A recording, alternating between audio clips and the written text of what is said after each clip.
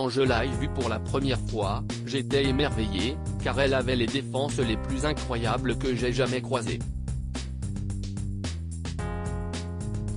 Je n'aurais pas cru qu'un tel éléphant puisse exister sur Terre, confie, ému, le photographe britannique. Inférieur à div classe égale center external média supérieur à inférieur à barre oblique div supérieur à. Habitué des plaines d'Afrique et spécialisé dans la faune sauvage, le photographe de 36 ans n'avait encore jamais croisé la route d'un tel spécimen. Baptisée F-BAMU1, mais surtout surnommée reine des éléphants, cette magnifique éléphante d'Africa, durant plus de 60 ans, foulait les plaines du Kenya.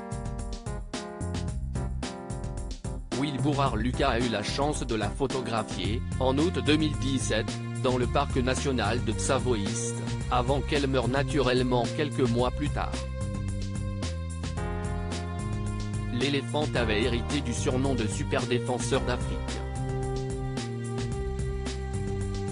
Sa destinée est rarissime, car elle avait survécu au braconnier avide de voler sa paire de défense, longue de 2 mètres. Sa survie est même un miracle tant le braconnage s'est intensifié sur le continent africain.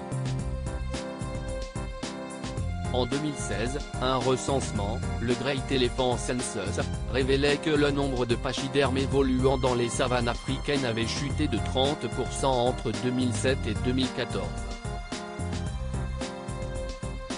Il ne resterait plus qu'une trentaine de super défenseurs comme elle en Afrique il y a 3 ans, on ne dénombrait plus que 352 000 individus contre 1 million dans les années 1970.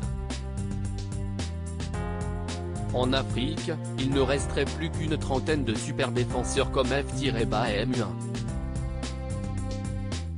Protégée, l'éléphante vivait dans un espace d'environ 13 700 km² au sein du parc national de Tsavo East.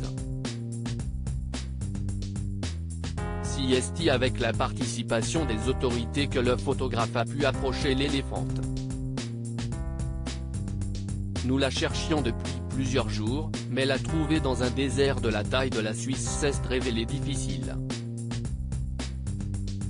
Il a finalement réussi à la localiser par avion. Une créature unique. Peut-être la plus remarquable de son genre. F-BAMU1 était vieille et maigre, mais d'une grâce majestueuse.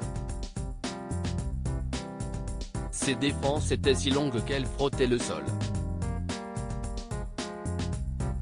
Elle était comme une relique.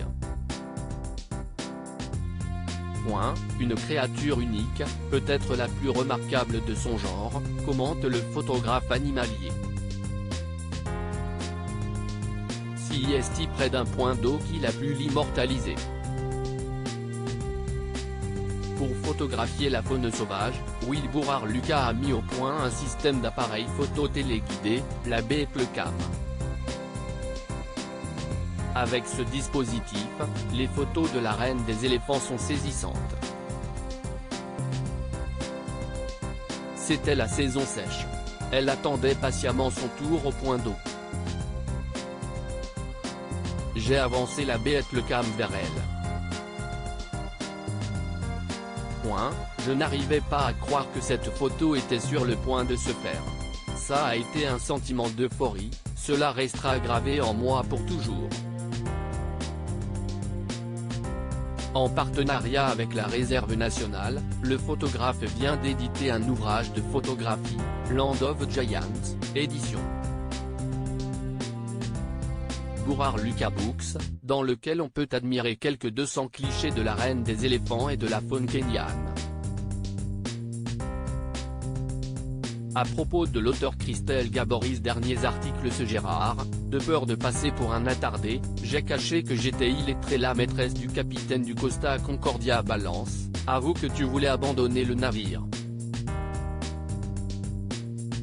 La plume de Sevan, grâce à Closer, nous allons pouvoir aider encore plus d'enfants hospitalisés.